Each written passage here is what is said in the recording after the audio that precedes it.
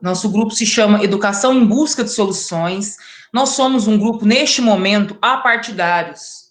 Existem aqui pessoas que se familiarizam com algum candidato, mas neste momento, não. Nós somos apartidários. Eu vou fazer a leitura da nossa carta.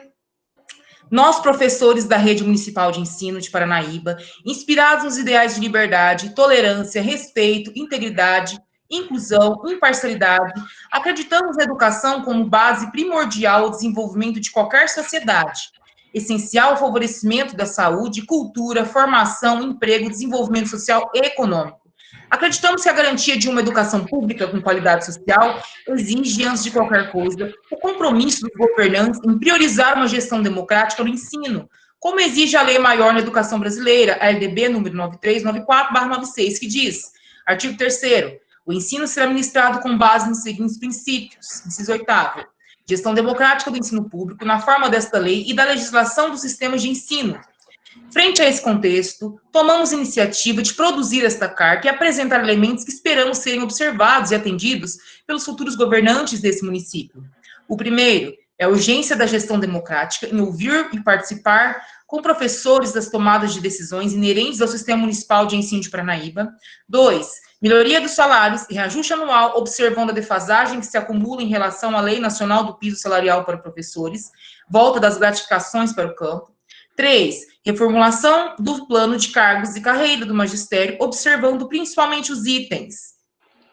Eleições para diretores, com provas comprobatórias de capacidade, com isso, a diminuição de cargos comissionados, revisão da folha de pagamento, participação da comunidade nos processos administrativos e pedagógicos. Processo seletivo temporário para coordenadores, melhoria nas regras de lotação de professores do estágio probatório, desburocratização das promoções das carreiras dos professores, especialização, mestrado, doutorado, melhoria das questões operacionais das escolas, como horas de atividades e ressignificação da formação continuada, criação da coordenadoria de educação especial, com concursos para psicólogos, assistentes sociais, professores especializados, para atendimento do aluno na sala de aula e revisão das funções dos monitores. 4º, condições de trabalho pedagógico mais humanizados. 5º, atenção especial para as tecnologias, no trabalho pedagógico e na esfera administrativa. 6º, manutenção dos prédios escolares. E 7º, melhorias na CACEMP ou convênio com a CACEMES. Acreditamos que uma comunidade que se articula em direção a um determinado objetivo, neste caso, o de priorizar a garantia da educação pública com qualidade social, tem mais chances de obter êxito na conquista da qualidade de vida de seus integrantes. Nós teremos 10 questões, o senhor terá 4 minutos para responder cada uma delas. Após esse tempo, nós vamos abrir um chat aqui para os professores fazerem perguntas abertas ao senhor. Tudo bem? Ok, perfeito. Vamos iniciar, então, com as nossas perguntas. A primeira, como pretende garantir em seu mandato a gestão democrática instituída pela LDB número 9394/96, no seu artigo 3, inciso 8º, que significa, entre outras especificidades, ouvir e participar com professores das tomadas de decisões inerentes ao Sistema Municipal de Ensino de Paranaíba? 4 minutos. Ok. Eu posso compartilhar minha tela com vocês? Sim. Sim? Deixa...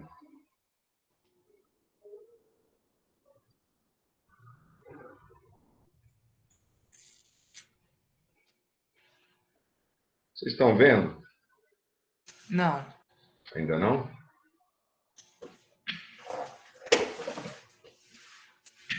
Um minutinho.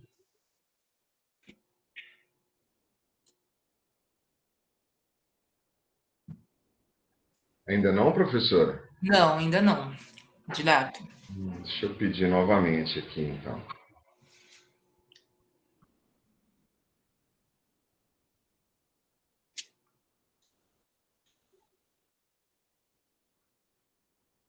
Acho que agora vai dar certo. Tá ok? Sim, agora sim. Agora sim, né? Ok. Muito bem, professores. Eu quero agradecer de antemão a oportunidade que vocês deram para que a gente possa explanar rapidamente sobre os anseios e as demandas que vocês estão de forma brava, de forma inerente, efetiva e com grande conhecimento de causa, levantando essa bandeira tão surrada e tão deixada pelos governos desde a década de 60, né? Já que a educação no Brasil não tem sido prioridade nos governos. Dados recentes apontam, ali do ano de 2018, que o Brasil só investe na educação básica 1 e 2, o fundamental 1 e 2, 1/3 dos países desenvolvidos. Então, isso mostra o quão nós precisamos evoluir. Ao falar em gestão democrática, vocês podem ver aqui que nós estamos pressupondo a participação efetiva dos segmentos da comunidade escolar. Então, gerir democraticamente é trazer para as decisões pais, professores, estudantes e funcionários. Então, isso tem que funcionar dessa forma, em todos os aspectos da organização escolar. Essa participação ela incide diretamente nas mais diferentes etapas da gestão, no planejamento, na implementação, na avaliação, no que diz respeito à construção do projeto e nos processos pedagógicos, quanto às questões de natureza burocrática. Os princípios gerais da gestão democrática estão ali previstos na LDB, a Lei de Diretrizes e Bases da Educação Nacional, a 93/94, lá de 96. Lá no artigo 14, nós encontramos o seguinte: os sistemas de ensino definirão as formas de gestão democrática do ensino público da educação básica, de acordo com suas peculiaridades, conforme os seguintes princípios. Olha só, não tem como gerir a educação se não passarmos pela fundamentação que aqui está, que é a participação dos profissionais da educação na elaboração do projeto pedagógico da escola. Quem entende de escola, quem entende de ensinar é o professor, é o coordenador, é o diretor da escola. Então, ele tem que participar diretamente da composição e criação deste instrumento de trabalho que é o plano de ensino. Tá? A gestão democrática ela inclui isso. Então, é necessário a participação da comunidade escolar e o local em conselhos escolares ou equivalentes, a participação dessas pessoas nesses conselhos. Então, aonde ainda nas unidades escolares não estão desenvolvidos os conselhos, o prefeito com a secretária de Educação tem um compromisso de fomentar isso. Se nós olharmos lá para a Constituição Federal, no artigo 88, lá no 206, lá na Constituição 88, no 206, o artigo lá nós falamos que o ensino será ministrado com os seguintes princípios. Candidato, nossos 4 minutos já se encerraram. Ok. Toda vez que ele encerrar, eu vou levantar o celular para o senhor. Sim. Eu estou compartilhando minha tela contigo, eu não estou vendo o seu celular, mas a senhora pode interromper sem problemas, tá bom? Ok. Questão número 2. Como intenciona melhorar os salários dos profissionais da educação municipal, garantindo o reajuste anual, observando a defasagem que se acumula em relação à Lei Nacional do Piso Salarial para o Magistério, que é a Lei 11.738, de 2008, e também a volta das gratificações coerente ao difícil acesso para a educação do campo? Ok. Se nós olharmos o Fundo de Manutenção e Desenvolvimento da Educação Básica, normalmente as pessoas falam o Fundeb, que é o Fundo de Desenvolvimento da Educação. O mais importante sempre fica de fora, porque o que complementa esse nome é exatamente o que eu grifei aqui para vocês. Ó. E de valorização dos profissionais da educação. Então, não é só do desenvolvimento da educação básica.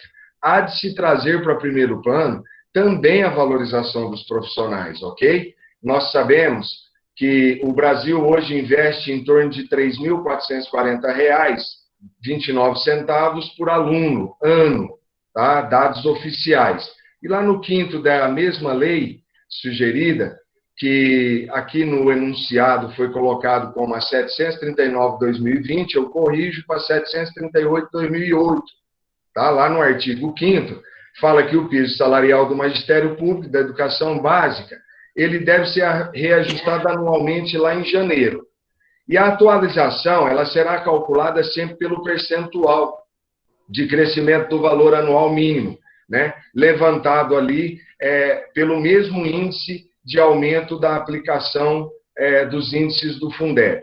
Então, para melhor elucidar esse critério, a AGU, a Agência Advocacia Geral da União, ela emitiu um documento dizendo que nas situações em que o repasse não foi legalizado, que se faça o acúmulo e o aplique. Então, houve ali um acúmulo até o ano de 2018 e 2019, em que quiseram fazer um reajuste de 6,22, o que foi de fato aplicado, mas a ANET, a Associação Nacional dos Trabalhadores, a CNTE, na verdade, que é a Confederação Nacional dos Trabalhadores da Educação, ela veio requerendo o aumento de 12,84, que é justo, legal, verdadeiro, e deve ser atendido pelo governo, né? O que é de direitos conquistados não podem ser retirados dos professores,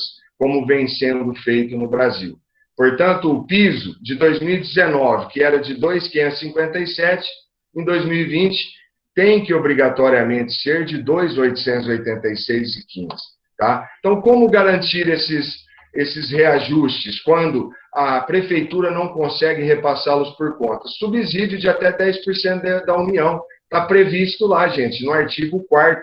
Né? Se olharmos lá, lá diz que a União deve complementar aquilo que o município não é capaz. Né? Se você olhar lá para o ato das disposições constitucionais transitórias, no inciso 6º do artigo 60, lá diz que a União será responsável por cooperar tecnicamente com o ente federativo que não conseguir assegurar o pagamento do piso. Então, a solução é usar a lei e requerer o repasse. Tá? Em relação às gratificações coerentes ao difícil acesso da educação do campo, há de se falar que já no Brasil inteiro, claro, as gratificações de 10% até 30%, de acordo com o deslocamento. Nós criamos aqui só uma simulação para que no futuro a gente lá na prefeitura possa, na verdade, discutir isso com o professor, que irá sugerir o que é melhor para ele. Né? 30 quilômetros, de 30 a 50, de 50 a 100, e acima de 100 quilômetros, as gratificações serão agregadas ali da mesma forma. Né? Então, nós entendemos que a gestão democrática ela vai passar por todos esses níveis de administração da educação.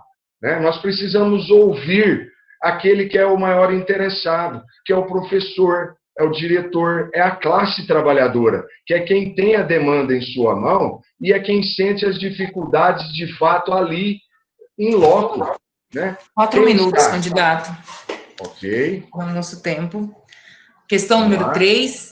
O Plano de Cargos e Carreiras do Magistério, Lei Complementar número 051, de 9 de dezembro de 2011, foi de grande importância para a nossa categoria, pois garantiu uma série de direitos conquistados com muita luta e que, ao longo das últimas gestões, desde a sua implantação, vem sendo cruelmente desmontado. Questões como, primeiro, melhoria nas regras de lotação dos professores do estágio probatório. Segundo, desburocratização, automatização e revisão dos valores, aumentos nas promoções das carreiras dos professores, especialização, mestrado, doutorado. E 3, melhorias das questões operacionais das escolas, como horas de atividade e ressignificação da formação continuada. Como pretende resolver esse problema, que consiste basicamente em devolver os direitos retirados, produzindo novas leis, com a participação efetiva da classe do magistério público municipal? Muito bem. Eu quero ser o advogado dos professores nessa causa. A proatividade na busca das soluções é a minha meta de trabalho.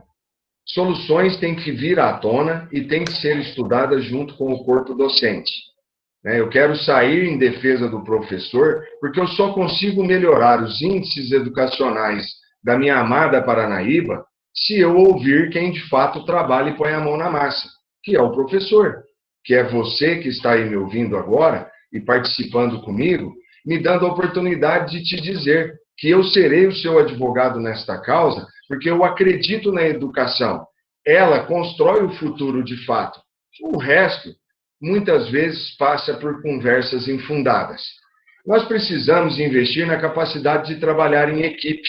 Não há como nós desenvolvermos qualquer setor do município se não criarmos um espírito de equipe. É preciso muita humildade nesse trabalho. É preciso despirmos de nossas vaidades, para que cada um, despindo um pouquinho do seu próprio eu, possa, então, entregar ao todo para que possamos construir um conjunto harmonioso. É preciso, pessoal, muita organização, tanto da parte do gestor, no cumprimento dos seus deveres, obrigações e prazos, quanto também da parte dos trabalhadores educacionais, para que possamos não perder informação ou deixarmos de ser eficiente com aquele que é o mais importante, que é o nosso munícipe, a nossa criança, o nosso jovem, o adolescente, no qual nós temos contato diário ali na escola. É preciso acolher projeto de lei complementar de autoria dos professores. Olha a grande novidade, pessoal. Nós somos acostumados aos vereadores legislarem, mas muitas vezes legislam sem ter a participação daquele que é o interessado. No caso dos professores, olha que documento bonito vocês trouxeram, que iniciativa plausível, e aqui, mais uma vez, bato palma para vocês, está aqui. Vocês devem criar o projeto de lei complementar de vossas autorias, focado no resgate dos direitos feridos. Ora, vocês são os professores e conhecem a causa. Eu estou aqui de fora, estou me colocando à disposição de vocês para que eu possa ser o advogado de defesa da causa de vocês, como gestor. Então, esses direitos feridos, eles deverão ser retornados, porque se eles eram constitucionais e já estavam estabelecidos, a partir do momento que você perdeu esses direitos, você está no prejuízo e você foi lesado, tá? Então, é preciso também efetivar no âmbito municipal a gestão democrática. A gestão democrática, ela traz toda uma harmonia para o processo educacional, para a nossa gestão. Nós vamos pautar o nosso trabalho no princípio da gestão democrática, tá? Eu estou falando um pouquinho mais rápido com vocês, porque eu estou vendo que o meu tempo é curto.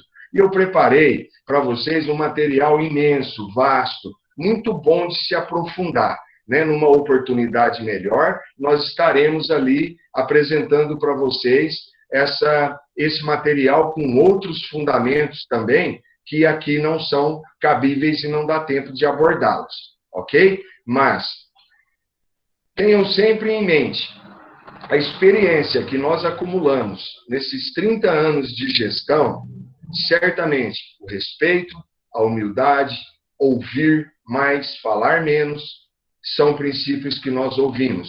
A educação, ela vive no Renato Arlive. Eu estou na minha segunda formação de curso superior, porque eu acredito na força do conhecimento, porque ele, de fato, transforma. Ok?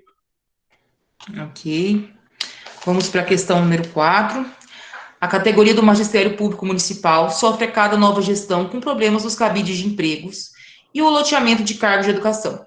Temos nossa identidade e, na maioria das vezes, os diretores ou coordenadores, assim como a própria Secretaria de Educação, são pessoas estranhas à nossa rede, que não conhecem nossa realidade, nossa história e nossas experiências. O alto índice de nomeações infla a folha de pagamentos da educação, o que também inviabiliza os incentivos financeiros e aumentos de salários para os professores que estão na sala de aula. Diante de todos esses problemas, gostaríamos de ver em nosso município as eleições democráticas para diretores e professores coordenadores, logo nos primeiros meses da nova gestão. O que pensa a respeito dessa nossa reivindicação? Pessoal, façamos um reforço aí dessa questão. A questão dos cabides de emprego. Olha, eu tenho divulgado amplamente já na minha campanha eleitoral, vocês acredito que alguns já possam ter até visto, eu sou totalmente contra essa questão do apadrinhamento de cargos.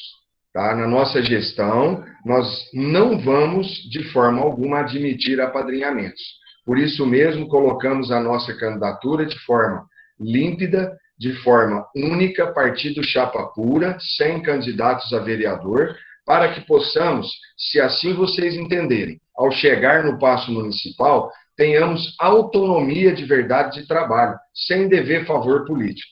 Então, no nosso mandato, nós estaremos combatendo o cabide de empregos, sem lotação, porque a lotação do ônibus o torna pesado. E aí, quando vierem os períodos difíceis como esse, lá na subida, o motor não empurra, porque está fraco, porque está pesado, está lotado. Lá embaixo, em outra questão, vocês mesmos dirão que a eficiência da educação é condenada pela lotação de cargos na prefeitura. Então, o loteamento de cargos, na nossa gestão, não vai acontecer. De fato, nós queremos dar um choque de valores, um choque de comportamentos, um choque de maneira de gerir, porque lotear a prefeitura, nós já sabemos o resultado. Logo, logo terá alguém ocupando um cargo apadrinhado que vai mandar em alguém que é muito mais capaz para gerir, mas que estará numa posição abaixo na escala hierárquica, que não pode interferir no processo por conta de uma pessoa que chegou ontem e quer mandar fazer e desfazer, não obedece aos princípios de gestão nem da administração pública, mas sim à sua segurança política, né? Então, pessoas estranhas à rede educacional, essas pessoas não podem ocupar cargos de gestão na educação. Tem que ser pessoas familiarizadas com o tema, pessoas profissionais, com tecnicidade, ok? Então, os altos índices de nomeação e gastos, eliminando indicações políticas. Por quê? Nós gastamos muito com essas indicações, porque eu preciso atender, né, aquele que me ajudou na campanha. Né? O Renato Arlive não tem isso. Agora é a hora que você tem de apertar os 70 lá, né, os 70 lá na urna, porque se você 70 que dá para a gente administrar de uma forma nova, deixar para trás esses ranços e fundamentos políticos antigos. Tá? As eleições democráticas para diretores, professores e coordenadores. Ali você resolve com eleições democráticas, com a participação da comunidade, não cargo por indicação. Diretor, gente, é cargo de confiança, mas da comunidade. Não é cargo de confiança do prefeito. Ele tem que atender o público dele, que não é o prefeito, é o povo. Né? Então, o caráter de urgência nas eleições, logo no começo do ano, é fundamental para que as políticas públicas não fiquem lentas e morosas para começar a dar resultado, ok? Então, é preciso fixar regras claras, considerados mérito e desempenho, para a nomeação e exoneração do diretor da escola. Precisa considerar, pessoal, mérito e desempenho, não é política. Política tem que ficar só no âmbito da eleição dos gestores. Terminou ali, acabou, bola para frente, vida nova, novos conceitos. Revisar leis, conselhos e estatutos escolares. Precisamos dar uma mexidinha ali também na normatização para retirar aquilo que está ferindo e para controlar aquilo que está desaguado. Vamos dizer assim, me permita a palavra mais simples.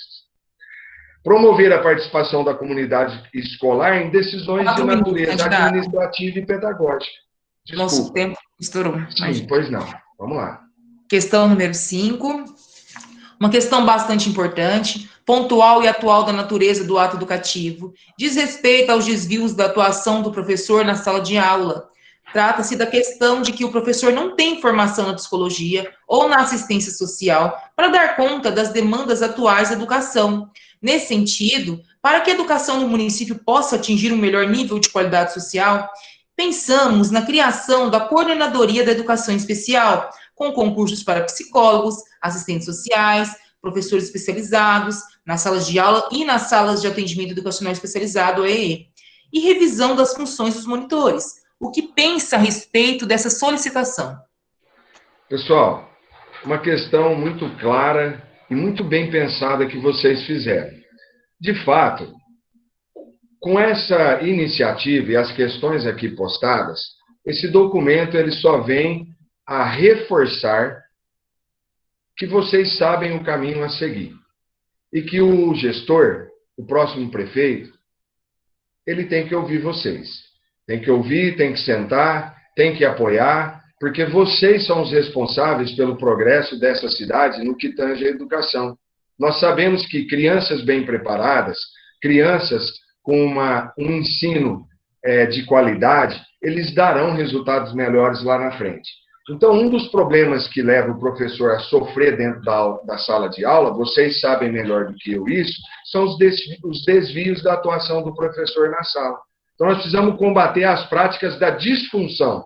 O professor, muitas vezes, tem que fazer papéis que não é dele, mas que ele acaba executando por amor àquela criança que chega chorando lá na escola de manhã, porque o pai, transtornado em casa, muitas vezes por situações atípicas, agrediu aquela criança, não soube acolher, o professor vai ali fazer o papel de psicólogo, vai reconstruir aquele coraçãozinho ferido, né? Olha que situação tão difícil que o professor passa. Então, ali, no âmbito escolar, tem que haver profissionais especializados na psicologia, na terapia infantil, na terapia adulta, para dar amparo, para que a gente possa criar um ambiente psicológico favorável. Se as pessoas não estão colocadas num ambiente psicológico favorável, elas não correspondem à produção. As metas de produção caem. Elas deixam de produzir. A eficiência, ela atinge níveis muito baixos. Por quê? Porque ela não tem condições de trabalho. Porque ela está sofrendo ao invés de ter prazer em trabalhar, né? Então, a falta de formação psicológica e assistencial, isso se corrige com capacitação continuada. Porque o professor não é psicólogo, mas ele tem muitas noções de psicologia e nós precisamos auxiliá-lo a aprofundar o seu conhecimento para que ele possa ajudar também a suprir essa necessidade e não sofra os reflexos da atuação, né, profissional. É preciso criar a coordenadoria de educação especial, né? Apoiar continuamente e tornar isso um investimento prioritário, né, pessoal? Olha aqui, investimento prioritário. Revisar as funções dos monitores. Ali é preciso amenizar conflitos, corrigir erros, estabelecer funções específicas e coordenadas pelo professor e o coordenador escolar. Critérios de hierarquia e certificar a função. O que quer dizer isso? Certifica o monitor, dá para ele certificados de reconhecimento, coloca a hierarquia para funcionar, para que ele também não queira ocupar o lugar e entre em conflito com o professor. Ou seja, níveis hierárquicos bem estabelecidinhos ali, bem colocados e amparados, porque aí todo mundo consegue trabalhar de uma forma mais amena, né? Mais dentro da licitude, sem os conflitos diretos, né? Prestando um serviço de qualidade. Então, essa política administrativa da área educacional, ela vai tomar um choque a partir de 2021, com o retorno das atividades, porque nós temos projeto, nós temos plano, e eu tenho conhecimento de causa. Eu sou filho de professora. Eu estudei já para mais de 30 anos, tá? Então, eu conheço a realidade de vocês na pele, né? Eu estou aí terminando o 5º ano do curso de Direito, com quase 49 anos de idade. Então, eu estou reciclando, eu estou buscando conhecimento para gerir e servir a sua escola com você, trazer você para as tomadas de decisões, porque quem conhece a causa, quem sabe os caminhos, é o professor. Ok, candidato. Nós vamos para a questão número 6. Presenciamos nas últimas gestões atitudes antidemocráticas e autoritárias na condução das políticas educacionais municipais. Por isso, pensamos em reivindicar que as condições de trabalho pedagógico sejam humanizadas e que os profissionais de educação sejam tratados com menos autoritarismos.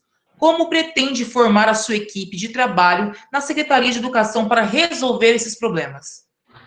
Ok, professora. Senhoras, senhores, a democracia refere-se à forma de governo, ou ao governo da maioria. Ou seja, se o nosso sistema de gestão federal e o escolhido como pacto social é a democracia, não há de se falar em atitudes antidemocráticas e autoritárias. A partir do momento que nós temos servidores de alto escalão praticando atitudes antidemocráticas e autoritárias, ele está cometendo crime. Isso tem que ser apurado, isso será combatido no nosso trabalho, no nosso governo, porque nós entendemos que, em primeiro lugar, é preciso ouvir as necessidades daquele que apela, daquele que busca a demanda, né?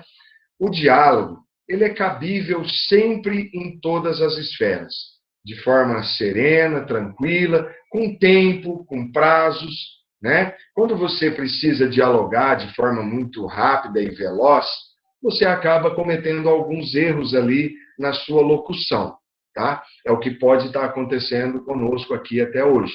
Mas atitudes dessas serão combatidas porque ali está acontecendo um crime contra aquele agente servidor público que muitas vezes só tem um pensar diferente. Ele tem outras visões de trabalho e ele precisa ser ouvido. As tomadas de decisões não podem ser autoritárias porque você condena a vontade da maioria. Mas o que deve ser prezado de fato é a votação nas tomadas de decisão, a participação, porque a gestão democrática, que já é lei, que está positivada e que tem que funcionar, não está sendo feito. Então, o trabalho, para se manter um trabalho humanizado, é necessário o cumprimento de princípios democráticos. Olha o que a lei nos fala claramente. A soberania reside nos níveis mais baixos de autoridade. Então, nós precisamos aprender que o soberano é aquele que está no nível mais baixo, não quem está por cima. A igualdade política, ela tem que acontecer, senão você está fora da esfera. E o terceiro princípio que complementa os outros dois é este, em que as normas sociais pelos quais os indivíduos e as instituições só consideram aceitáveis atos que refletem os dois primeiros princípios. Então, se pautarmos as relações nessa esfera de princípios fundamentados, nós não teremos problema. Então, é necessário combater a centralidade organizacional promovida pelo diretor. Muitas vezes tem diretor que quer abarcar todas as funções, ele quer resolver tudo em todas as esferas, está fadado a falhar. Combater o poder aprisionado na mão dele, ou seja, ele tem que distribuir funções, ele tem que deixar que os outros servidores também cumpram suas prerrogativas, né? Então é preciso exterminar a perspectiva clássica da administração que repudia a participação. Assim você vai afastando autoritarismo, antidemocracia, né? Compartilhar ideias, a liberdade para expressar, deliberação de decisões, o respeito às iniciativas. É preciso equilibrar as relações de poder, a autoridade nos sistemas educativos, combater a horizontalidade, né? A horizontalidade, aquele padrão normatizado, né? Hoje a transversalidade tem se mostrado mais eficiente, né? Uma curva mais ociosa, ela dá altos e baixos, mas ela anda mais rápido e atinge objetivos melhores. Introduzir o conceito, pessoal, do novo diretor, libertando de suas marcas do autoritarismo, redefinindo seu perfil, desenvolvendo características de coordenador, colaborador, tempo esgotado, senhor candidato. E educador. 4 minutos. Vamos para a nossa questão número 7. Temos sofrido com as questões das tecnologias no trabalho pedagógico e na esfera administrativa. Sistemas que não funcionam satisfatoriamente e salas de tecnologia sucateadas, incluindo equipamentos como projetores multimídias e aparelhos de som. O que sugere em seu plano de governo para resolver esse problema? Pessoal, diretrizes do plano de governo, tá?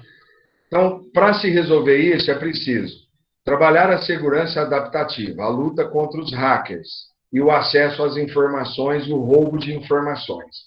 A inteligência artificial é uma realidade, é uma forma de diminuir a burocracia, eliminar papel, entrar para o sistema propriamente dito, né? Ali no sistema você consegue ser mais eficiente, fazer uma análise comportamental e preditiva.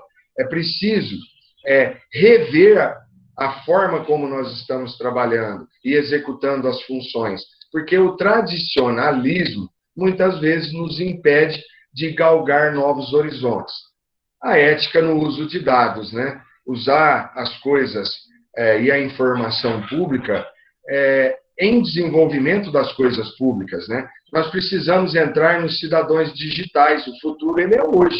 Nós precisamos levar a escola para dentro desse universo, porque esse universo aqui, usado para o bem, esse que nós estamos aqui hoje, tratando essas prerrogativas, por exemplo, olha que ferramenta fantástica. Estamos em 25, 30 pessoas juntos discutindo políticas públicas educacionais usando a tecnologia. Serviços baseados em nuvem, né? Hoje existem os serviços de nuvem para você armazenar dados e são confiáveis, né? Laboratórios e aceleradores de experiências, o engajamento no multicanal, serviços compartilhados, né, com a iniciativa privada também, porque tem muito serviço bom na iniciativa privada que precisa vir e levar essa criança humilde, pobre principalmente, a ter contato com esse novo mundo, com esse universo. Criar, de fato, um ecossistema inteligente. E quando eu digo ecossistema, automaticamente a gente engloba todos os níveis e funções. Se você olhar lá no meu plano de governo, no item 2.32, eu digo lá, ampliar os investimentos em melhoria das estruturas físicas das escolas, promover a modernização de equipamentos escolares, bibliotecas, laboratórios, acesso à internet, adequação térmica das salas de aula. Lá no 3.14, implantação do programa de informática. Lá no 31, adequar a infraestrutura física. Então, o que vocês perguntaram, eu já pus como compromisso no plano de governo, tá? Está lá no nosso plano. Tecnologia das escolas para enfrentar o desafio da qualidade e da educação integral. É preciso, gente, promover a disponibilidade da internet de alta performance, através de PPPs com as operadoras. Ora, as empresas estão atuando em Paranaíba. Elas estão obtendo lucros e lucros com a venda de sinal. Elas poderão, sim, fornecer para o ente público sinal de qualidade para que a gente possa elevar o nível de vida, de conhecimento de nossas amadas e de grande sucesso no futuro, crianças paranaibenses. Ok? Vamos para a nossa questão número 8. Os prédios escolares estão sucateados, não há infraestrutura adequada nas escolas da cidade e do campo. Como pretende prover a manutenção dos prédios escolares? Professor, a Organização para a Cooperação do Desenvolvimento Econômico, a OCDE, desenvolveu um olhar sobre a educação. E lá ele fala o seguinte, aquilo que eu havia dito no começo, o Brasil investe só 1/3 dos países desenvolvidos. Tá? Então, isso já é identificado e a União sabe disso. E ela vai ter que reverter esse posicionamento. E nós vamos estar cobrando deputados federais, senadores, deputados estaduais, incansavelmente, para que eles mudem a visão e coloquem a educação no mesmo patamar de investimento da saúde. Se nós olharmos a LOA paranaíbense, nós tivemos uma previsão de investimento de 35 milhões na saúde, mas tivemos só 17 na educação. Então, isso precisa equilibrar um pouco mais. É preciso enxugar alguns setores e elevar o investimento na área da educação, porque ele é que tira o município do atoleiro, da dificuldade. Porque pessoas educadas, profissionalizadas, mais cedo, elas produzem mais rápido e elas levam o desenvolvimento às suas casas. Então, a ausência de investimento na questão estrutural, ela é sintomática. Nós conseguimos perceber aonde está e qual é o problema específico. Então, a manutenção básica é prioridade intransferível no meu governo. Tá? Investir em espaços educativos alternativos também, possibilitando dinâmicas diversificadas de ensino e de aprendizagem. Nós precisamos criar um universo também fora da sala de aula. Só dentro da sala de aula, nós estamos fadados e limitados ao padrão de ensino. Tá? É preciso combater as condições oferecidas que são desestimulantes, fonte de ausência cotidiana do professor. Porque muitas vezes o professor não vai dar aula. Alguns casos é porque ele não sente o menor prazer. Monitorar e propor com investimentos na formação técnica novas metodologias de trabalhar com os alunos. O município, o gestor, ele tem um compromisso de trazer novas técnicas, dar a oportunidade do professor. O professor, ele é o primeiro a se preparar e se desenvolver. O problema é que quem tem que dar isso a ele é o gestor, né? E quantos de vocês não têm relatos e testemunhos que gastam do próprio bolso para se promoverem, para adquirirem conhecimento, para angariar documentos, para ter titularidade, para que vocês agreguem valor ao salário de vocês? Ora, isso de longe é necessidade das políticas públicas, né? Um item interessante que eu coloquei aqui também é trazer a questão da educação cultural. Por exemplo, o cinema. A escola pública deve ser um espaço cultural, não apenas um espaço de difusão do conhecimento científico, filosófico ou artístico. Quantos artistas talentosos nós descobrimos na escola?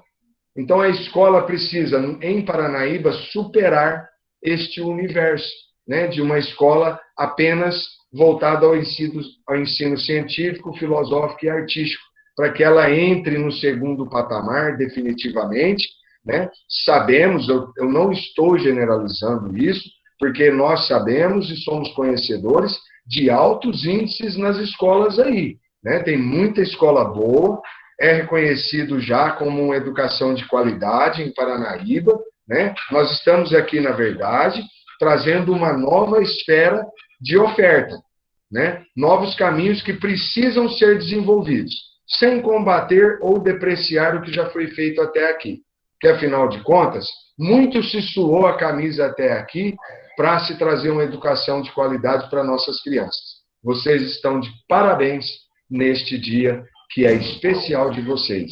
E eu me sinto honrado por estar aqui com vocês nesse dia tão especial. Tá bom? Vamos lá? Agradecemos a resposta, senhor candidato.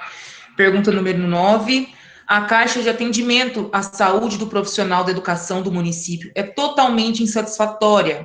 Solicitamos melhorias na CACEMP ou convênio com a CACEMS. Como pretende nos ajudar neste sentido? Olha, atender a demanda de maneira incansável, né? A saúde do professor é uma necessidade que não pode deixar de ser trabalhada e cuidada no município de Paranaíba. Por que de forma incansável?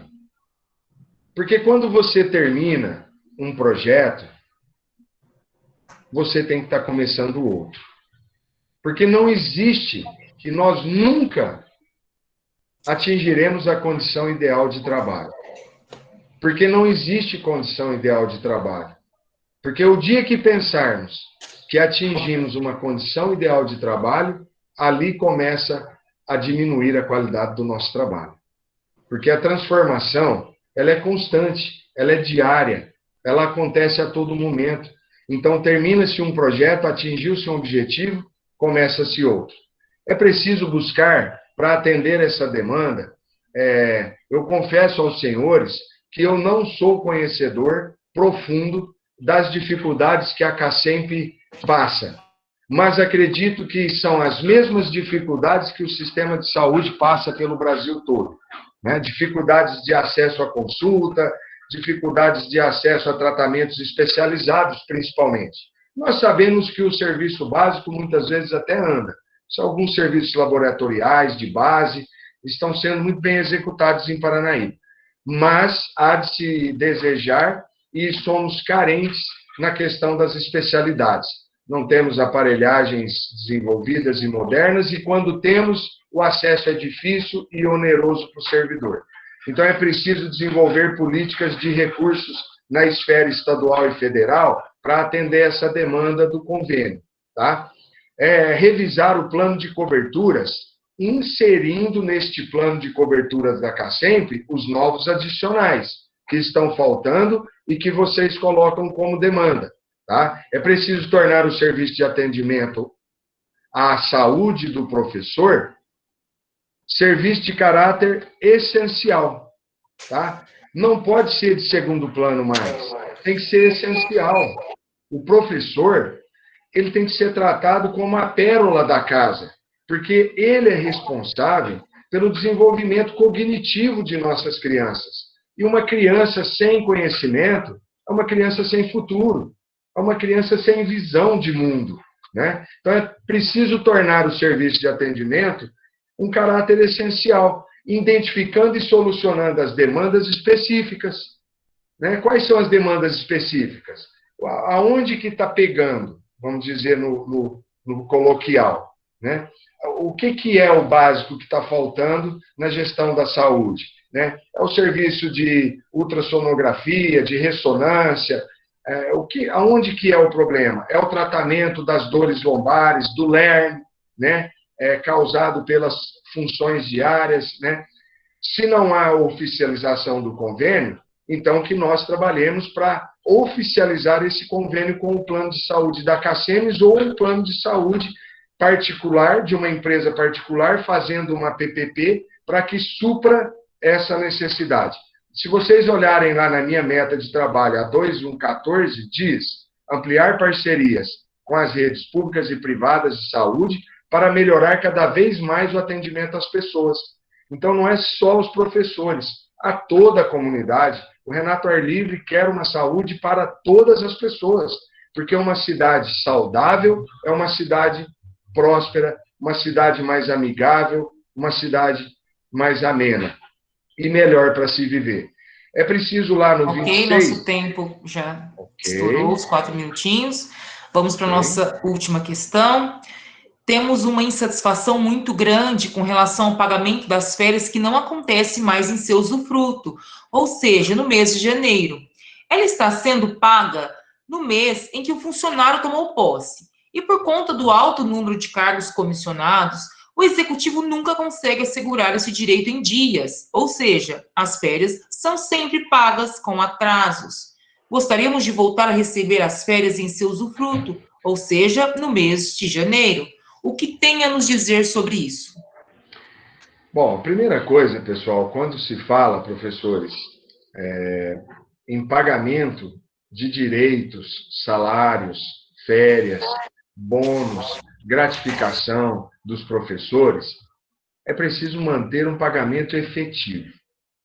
Aquilo que aconteceu no passado com os professores, de meses e meses, e nós sabemos aí sem receber, eu vivi essa realidade na pele, eu sei falar muito bem para vocês, o que é um professor ficar 11 meses dentro de casa sem receber seu salário. Então, eu conheço a causa, eu sou conhecedor de causa. Eu não estou falando porque me contaram, não, eu vivi. Muito criança eu já vivi a dificuldade de não receber seus direitos.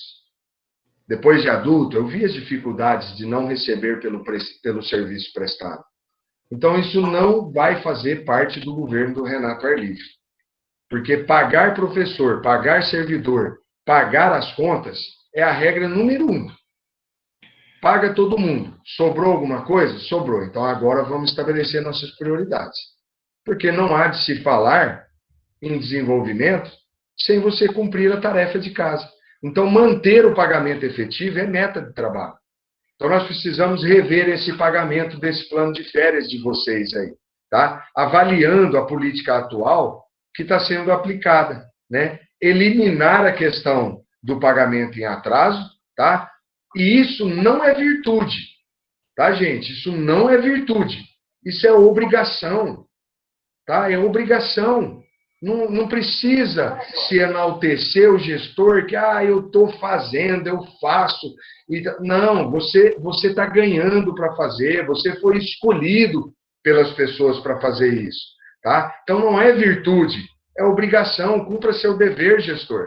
Tá bom? Então, certamente haverá a diminuição dos cargos comissionados. Eu disse a vocês, a própria sistemática e a opção que o Renato Ar Livre criou para vocês de voto é um voto com independência e menos acordo. É o slogan da minha campanha. Mais independência, menos acordo. Isso faz com que eu fique livre, mas livre de verdade, para que a gente possa gerir cada setor do município com liberdade de escolher, de estabelecer novas políticas, porque nós não devemos favor político para ninguém. nós não prometemos cargos comissionados. Tá? Então, esse é o novo conceito de gestão democrática. Aliás, falar em indicação de cargo comissionado político não é nada democrático. Já volta lá naquele universo da antidemocracia, do privilégio e do totalitarismo. Tá? Então, nós sabemos que tem candidatos aí que fazem essas práticas e que já lotearam a prefeitura inteira. Né? Então, confirmada a demanda, que é isso que vocês estão levantando, a necessidade do pagamento das férias em dias, estruturar e alterar o plano para buscar a satisfação plena dessa meta ao servidor. Ora, o meu cliente como gestor é você, servidor, porque você precisa estar sendo bem atendido para que a política pública chegue ao usuário.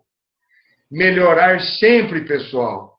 Descansar nunca, tá? Descansar nunca. Trabalhar incansavelmente para que a gente possa, de fato, desenvolver esse município.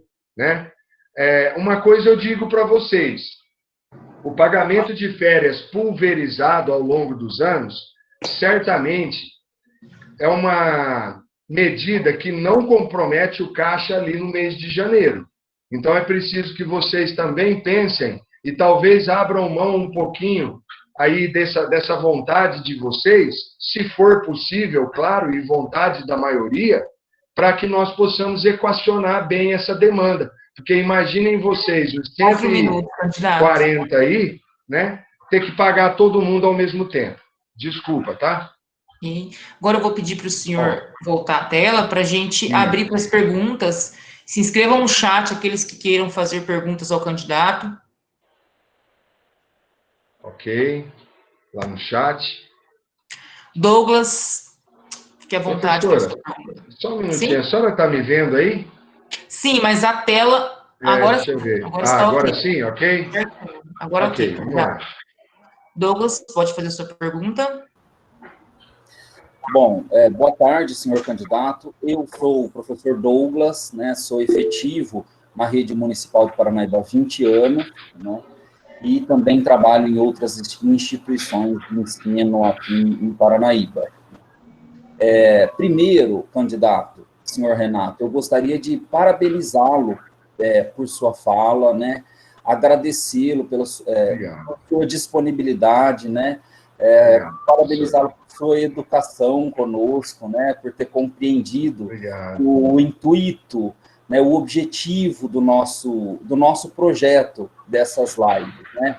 Se muito brevemente, quero falar aí, a gente ainda tem um tempinho, não sei, vou tentar ser breve, a gente se reuniu a partir, em fevereiro do ano passado, nós somos um grupo com aproximadamente 140 professores, 137 assinaram a nossa carta aberta, né? E somos um grupo democrático, todo mundo opina naquele grupo, todo mundo sugere, todo mundo modifica os textos que são enviados lá. A gente, é lógico que, de repente, a gente precisa ter alguém para mediar a situação, porque como são muitas pessoas, o trabalho não progride, né? Mas tudo sempre é considerado, produzido coletivamente, considerando as diferentes opiniões. Nesse grupo de 137 professores, candidato, nós temos, sim, pessoas que já têm as suas predileções partidárias, né? Nós temos pessoas que são filiadas num partido A, num partido B, nós temos pessoas que estão na coordenação da campanha do candidato A, do candidato B, né? Nós temos filha de candidatas, né, enfim, candidatas a vereadores, mas a gente se colocou como regra que nesse grupo nós tentaríamos ao máximo sermos apartidários, e nem sindicalizados nós somos, né? Então nós não temos vínculos com o sindicato e com nenhum partido, né? A gente lá naquele grupo pediu, e a gente tem conseguido, que nem panfletos digitais, sejam enviados naquele grupo, né, tentando manter a luta da categoria como bandeira mesmo, né, os interesses da categoria como bandeira. Então, eu acredito que o senhor tenha entendido isso, né, parabenizo, eu acho extremamente importante isso, né, que os candidatos, e até agora nós tivemos aí a maioria dos candidatos que entenderam também esse propósito, né. Bom, tendo dito isso, eu gostaria de dizer que eu gostei muito da sua fala, né? Acredito que o senhor esteja preparado para assumir a nossa prefeitura como gestor, né? Acredito que o senhor tem formação. Fiquei feliz em saber que o senhor faz o curso de Direito na FIPAR. Eu tenho um carinho muito grande pela FIPAR, trabalho lá no curso de Pedagogia e estou feliz, contente. Temos outra professora aqui também online que trabalha na FIPAR. Quer dizer, a FIPAR está aí de parabéns com o seu curso, porque, né, a gente percebe a qualidade aí na sua fala, né? Lógico que tem muitos outros elementos também que contribuem para a qualidade do seu discurso. Mas com relação especificamente à lei do piso salarial, né, a lei 11.739 de 2008, ela estabelece um valor, né, para que os salários dos professores não sejam inferiores a esse valor. O que acontece é que no nosso município, nós ganhamos acima desse valor, né? Aquele valor que todo ano é atualizado, ele se refere a um cargo de 40 horas. Né? Então, o nosso salário do município, ele é maior que isso. Então, todos os anos, esse piso, essa lei 11.739, 38 de 2008, ela é atualizada. Esse ano foi em 12, alguma coisa por cento, né? Só que o nosso salário, ele não aumenta 12 ponto alguma coisa para acompanhar, né? Porque a própria lei não diz que é necessário que o nosso salário aumente. A lei exige que apenas nós estejamos ali dentro daquele valor mínimo, né? O que muitos gestores não entendem é que se a gente continuar não possibilitando nenhum percentual, né, de acréscimo sobre o salário do professor, né, quer dizer, a inflação mais alguma porcentagem, muito em breve nós estaremos abaixo do piso salarial. Né?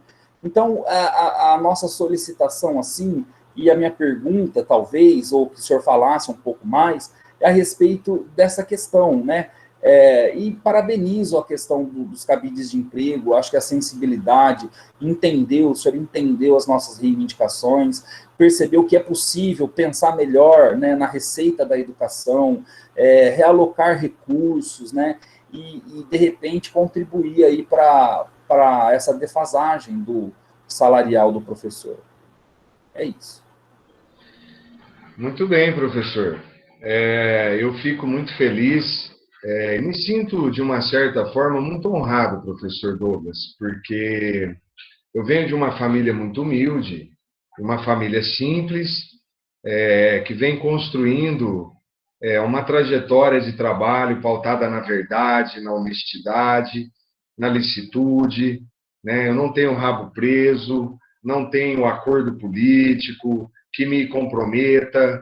Eu acho que isso é fundamental para que alguém chegue e possa, de fato, gerir uma transformação. Essa questão salarial, o raciocínio que o senhor fez é perfeito.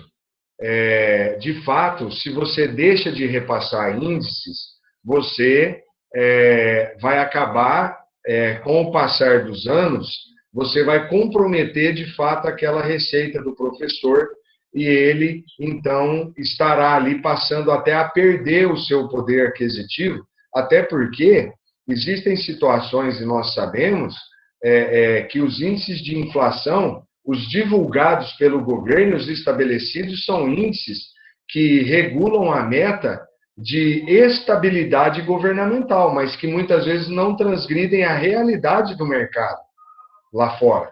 Então, pensando nisso, eu estive ontem olhando no portal da transparência, porque quando eu comecei a dar uma olhada nas questões, já há 3 dias atrás, para vir montando este relatório, eu percebi que havia ali o salário dos professores, normalmente ali a grande maioria são os de nível 2, né? Eles são salários entre 1.900 e existem salários até de 2.500, 2.800, fora aqueles professores que estão na faixa dos 3.000, 4.000, porque são coordenadores, têm titulação, tem tal. ali todas as situações. Então, eu creio que, de fato, a nossa política salarial ela é boa e ela tem que ser mantida.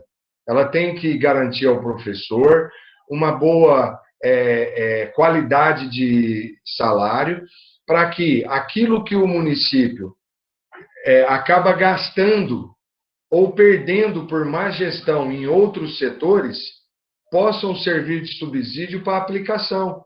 Né? Nós temos que trazer projetos também do governo federal e fazer funcionar a lei, para fazer com que essas garantias salariais sejam prerrogativas funcionais e que elas não terminem, de fato, com os anseios do trabalhador. Porque nós sabemos, professor, que, vamos dizer que, de uma forma muito simplista, o motivacional de um professor se divide em 2 âmbitos. Ele ama a profissão que tem e ele sente prazer em educar crianças e informar pessoas. Por outro lado, ele também precisa de um bom ganho, porque senão não faz jus à profissão dele. E o Brasil tem que mudar essa visão. Nós precisamos equiparar a educação aos níveis mais altos de outras secretarias, em termos de investimento. Porque o professor, ele vai dar o seu papel de formação que vai refletir lá no desenvolvimento econômico, professor. Porque nós vamos profissionalizar essa criança mais cedo para que ela, de fato, possa, então, entrar no mercado de trabalho o quanto antes possível, produzindo e contribuindo com o futuro econômico do nosso país. Então, é necessário manter essas políticas, observar a lei e o gestor, advogado do professor, ele, então, irá lutar por essa categoria de fato. Não apenas fazer uma gestão pensando na economia de valores, na contenção de despesa, sacrificando a estrutura. Nós sabemos que nós temos estrutura escolar hoje que precisa ser revisada, precisa ser trabalhada. É de fato, professor, nós sabemos, eu não tenho como e estaria não sendo verdadeiro com os senhores em dizer que eu conheço toda a realidade municipal que eu vou encontrar pela frente. Eu não estou aqui para ludibriar nem enganar ninguém, mas uma coisa eu garanto aos senhores, eu também não sou o tipo da pessoa que busca locupletar com o erário público. O dinheiro do povo é do povo. O dinheiro que é da comunidade tem que ser aplicado na gestão da comunidade. Eu vou ter o meu salário como um trabalhador, um servidor público, como são todos vocês. E eu tenho que gerir o meu melhor com aquele salário, senão vocês vão me mandar embora. Eu não sirvo. Agora, eu vou trabalhar muito para atender essas demandas. Tá? Não sei ao certo o que será encontrado pela frente, sei que tem sala de aula que não tem ventilador que funciona, sei que o laboratório de informática está sucateado, tem computador lá ainda, se bobear tem 386 e tem 486 espalhado por aí, quem conhece um pouquinho de processador sabe o que eu estou falando. Tá? Então, existem parcerias de incentivo à informática no poder público? Lógico que existe. A própria Dell ela tem um projeto no mundo inteiro de investimento e de acesso à informática subsidiado. Professor, nós precisamos, na verdade, parar de gerir mais as vontades grupais para que a gente possa gerir, de fato, só as secretarias e o serviço público. Só isso. Diminuir empreguismo, cargo de confiança. Tem gente que está tremendo, porque se o candidato dele não ganhar, o que vai ser dele? Cargo comissionado, um monte de situações que, poxa, vocês são os professores, os formadores de opinião. Vocês são os primeiros a saírem às ruas, junto conosco, defendendo a bandeira da renovação dos velhos conceitos e da velha política. Então, está a cargo de vocês essa decisão. Se a libertação, como foi da escravidão, uma decretação, que seja então decretado. Vem agora, o ato acontece de 4 em 4 anos, a nível municipal. E esse decreto agora, quem dará são vocês. Candidato, vocês e seus familiares. Ok, nosso professor? tempo já está um pouco corrido. Eu vou te fazer uma pergunta de uma professora Vilma, e após a da professora Vilma, Alexandre, eu abro para você falar, aí nós encerramos, ok? Ok. O ensino fundamental 2 está aos poucos sendo retirado das escolas municipais. O ensino fundamental 1 e 2 são obrigações do município, diz a LDB. No entanto, a gestão atual deixou o município somente com 6º e 7º anos, dificultando a lotação dos professores. Gostaríamos de voltar ao atendimento de todo o Fundamental 2, do 6º ao 9º. O que diz a respeito? É fato, é um profissional da educação que está falando. Nós temos que apurar esse posicionamento na maioria dos professores e gestores e diretores e apurar essa demanda. Se há demanda no município e está faltando escola para o nível 2, tem que abrir vaga. Uma das metas de trabalho que eu coloquei no nosso plano de governo é diminuir abaixo de 5% o número de pessoas fora da escola. Bem abaixo. Bem abaixo. Então, se tem demanda, tem que abrir. Se a demanda é real, o município tem que atender, seja com recurso próprio, seja com projetos e coparticipação com o governo estadual ou federal. Tá? Então, eu me comprometo com você, professor, com você, diretor, coordenador, e com os usuários do serviço público em Paranaíba. Se houver demanda e há necessidade da abertura, não é o prefeito que vai dizer que isso não vai ser feito. Né? É uma necessidade, é óbvio, é claro, é fato. Vamos executar. Ok. Agora, professor Alexandre, pode fazer sua pergunta. Boa tarde, Renato, você está me ouvindo? Boa tarde, professor, estou sim. Renato, em algumas oportunidades eu tive com você e expus diversos dramas estruturais das escolas do nosso município. E você já abordou, até de forma muito propositiva aqui, sobre a questão das novas tecnologias e infraestrutura. Para ser bem objetivo, eu sou uma pessoa, assim, bastante fuçada, apesar de não conhecer da forma como eu gostaria. Eu vi que nos últimos anos, por exemplo, no Portal da Transparência, que é um lugar que eu gosto de navegar bastante, que a prefeitura gastava, por exemplo, 60 mil com locação de caçamba. Lá também se rodou 900 mil em consultoria jurídica.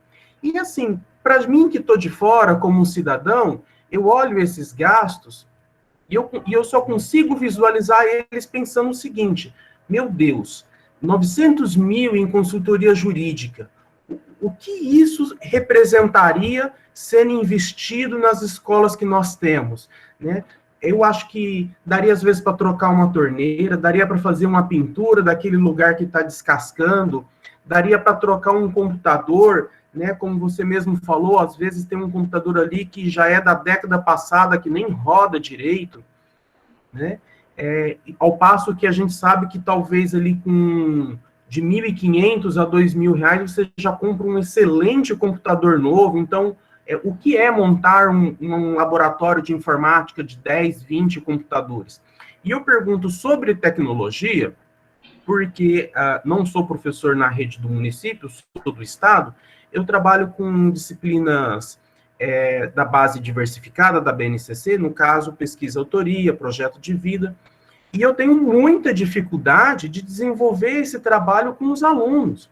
Eu imagino que meus colegas no município, também com as disciplinas que eles desenvolvem no Fundamental 1, no ensino infantil, também tem muita dificuldade. É um desânimo. Eu tenho contatos próximos com diversos professores, e é um desânimo geral falar que vai levar para o laboratório de informática. Agora eu me questiono, como que a gente está formando essa criança, preparando ela, tanto como cidadã, como para um futuro profissional apto, competitivo ao mercado de trabalho que cada vez é mais voraz aqui fora, se as escolas não têm o suporte mínimo necessário. Então eu queria entender se... Porque entra prefeito, sai prefeito, entra candidato, a gente ouve muita coisa nesse período de eleição, chega-se lá, fala-se que não tem o dinheiro, e aí vai tentar buscar emendas. Então, eu queria entender se esse projeto que está, inclusive, no seu plano de governo, você pretende fazer isso utilizando mais de emendas, ou você vai lutar para racionar nesses pontos que eu dei como exemplo e ir para o investimento próprio? Porque é interessante pensar isso, porque se for por emenda, a gente pode, então, talvez pensar que, caso você venha a ser eleito, alguma mudança nós veremos só daqui 2, 3 anos, porque esse é o prazo que uma emenda demora para chegar, né? Uma emenda que não está aí programada vai ser isso. Então, eu queria entender como efetivamente você vai arrumar recursos para fazer essa virada de página que a gente precisa para as nossas escolas municipais. Uma excelente pergunta, Alexandre, muito bem formulada, muito oportuna para o caso, porque, de fato, o prefeito ele tem um caminho específico. Alexandre, eu gerindo produção, que é a minha área, nesses 27 anos, eu nunca errei um orçamento. Eu nunca deixei de cumprir ou tomei prejuízo numa produção porque o preço que eu vendi não era o preço certo daquela mercadoria. Por quê? Porque um estudo foi feito antes, uma projeção foi feito antes, com o levantamento de custo da produção daquele produto, para que eu pudesse chegar ao preço final. Isso eu comprovo com o crescimento econômico que nós conseguimos nesses 27 anos. Né? Eu era um pequeno empresário que gerava 1, 2 postos de emprego, e eu, graças a Deus, consegui crescer fazendo gestão, produção rural, né? E hoje, graças a Deus, está aí faturando na faixa de R$100 mil mês. Né? Um faturamento pequeno, mas que cresceu, né? E passei a gerar um número maior de vagas. Falando eu, Renato, direto. Isso no âmbito público, a primeira questão que tem que prevalecer, Alexandre, é fazer em casa o que você tem com o dinheiro de casa. Então, o compromisso que nós estamos fazendo é um compromisso claro. Ao realocar pessoas, ao eliminar peso, ao deixar para trás os babados do vestido, vamos dizer assim, que são os penduricalhos que os grupões políticos acabam promovendo, chegando lá de forma justa e limpa, nós podemos começar a fazer o enxugamento da máquina pública e aumentar a eficiência. Por quê? Porque se nós não temos empreguismo para cumprir, a primeira coisa que nós podemos fazer é usar o resultado desta ausência do empreguismo a cumprir e as economias efetivas que nós podemos fazer para começar a implementar o setor da educação. Então, há como gerir isso com recursos próprios, sim. Grande parte dos problemas. Automaticamente, uma secretaria de projetos vai ser acionada para que ela possa desenvolver trabalhos em parceria com empresas privadas para trazer para o âmbito municipal esse investimento, né? Que não são investimentos absurdos. Hoje, um laboratório de computadores... Infelizmente, nosso tempo já excedeu. Okay. Era 1 hora. Eu vou fazer brevemente aqui a leitura de algumas considerações aqui dos professores. A professora Vilma disse: quero parabenizar o candidato por sua fala. Acredito sinceramente que, se ele eleito, fará uma boa gestão por sua independência partidária. Professor Leni, parabéns, candidato Renato e professores, pela qualidade do diálogo reflexivo. Aproveito para agradecer a oportunidade de ser convidado para participar desses encontros, os quais são fundamentais para fortalecer a democracia em nosso município. Precisamos aumentar a bandeira da luta em prol das melhorias das políticas educacionais. Enfim, a professora Suelen também parabenizando o candidato. Enfim, candidato, nós agradecemos de modo geral pela sua participação, foi muito importante, esclarecedor para nós, o senhor ter passado esse momento conosco. Eu fico muito feliz, principalmente em relação à sua visão sobre democracia e transparência no seu plano de governo. O senhor fique à vontade para as suas considerações finais. Pessoal, nas minhas considerações finais, eu quero primeiro projetar para vocês aqui um filminho que eu preparei, para que vocês possam compartilhar comigo. Quer ver? O senhor tem 3 minutinhos para suas considerações finais. É super rapidinho, ó. Ok? Aqui, ó. Eu quero apresentar para vocês esse filme aqui, ó. Estão vendo aí, pessoal? Não, só o som. Só o som ainda? Agora nem o som. É que eu fiquei em silêncio. Só um minutinho. Deixa eu voltar aqui, ver se eu consigo projetar para vocês. Essa foi a realidade do nosso ano, né? Usando o Meet, dando aula. Eu acho que... Pessoal, vou tentando aqui, falando com vocês. Vocês estão me ouvindo, né? Sim. Muito bem. De fato, nós temos muito a fazer, né? Nós temos muito a realizar por Paranaíba. O nosso projeto é muito enxuto, é um projeto coeso, um projeto pautado especialmente na licitude, na transparência, em ouvir as pessoas, né? Aqui eu só falei, né? Eu gostaria muito de estar numa condição futura em que eu possa ouvi-los e possa, então, colocar isso, de fato, em prática. Se vocês me derem oportunidade, eu estou preparado, né? Eu estudei bastante sobre gestão, né? Sobre técnicas de compliance para trazer a escola de administração para a realidade pública. Eu estudei a normatização, eu fui atrás de uma escola e um curso superior de formação jurídica para que eu pudesse aplicar e conhecer a infraestrutura constitucional e que eu possa prestar um bom serviço público, a exemplo de vocês, que estão há muitos anos já trabalhando, vários aí, com carreira no serviço público. Eu vim até aqui na iniciativa privada e me sinto no mesmo desejo que vocês. Quando vocês um dia lá atrás começaram a história pública de vocês, vocês inscreveram seu currículo, vocês fizeram um concurso, vocês foram atrás do estudo, fizeram a prova e foram aprovados. É nessa mesma condição que eu me coloco para servir a vocês como um simples e amável servidor, para que eu possa gerir o futuro da nossa cidade. Um forte abraço para vocês. Eu amo Paranaíba, eu estou aqui, eu ficarei com vocês aqui, ganhando ou perdendo a eleição. Um forte abraço. Feliz Dia dos Professores. Eu queria projetar para vocês um filminho, mas não deu tempo. Se tiver dentro do meu tempo, se a senhora segurasse só um pouquinho, deixa eu tentar projetar aqui, quer ver? Um filminho bem rapidinho.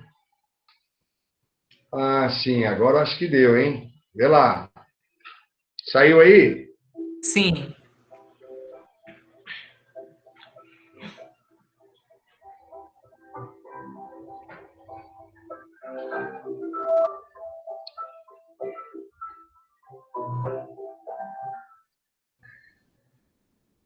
Pessoal, lembrando, olha só, deixa eu voltar a minha apresentação aqui. Só para vocês terem uma ideia, como se pode fazer muito com muito pouco. Basta você ter uma boa ideia na cabeça. Essa produção foi feita, tudo aqui, caseiro, tá? Feito na tecnologia dos computadores, no famoso Powtoon, é uma realidade. O meu sonho é ver vocês operando com programas de designer, de animação gráfica e formando designers, pessoas de futuro, crianças, brincando com o computador na escola, tá? Eu chego lá, nós juntos construiremos uma Paranaíba linda de se viver. Um forte abraço, pessoal. Eu amo vocês. Obrigada, candidato. Ó, vocês são um exemplo de democracia, sabe? Foi muito show, sabe? Como vocês são bons e são amáveis. Vocês abriram um espaço que vai ficar marcado na história de Paranaíba.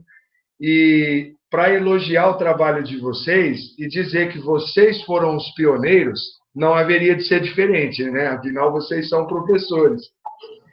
a OAB fará a mesma atitude que vocês, tá? Só que vocês saíram na frente. Parabéns para vocês. Vocês são os campeões.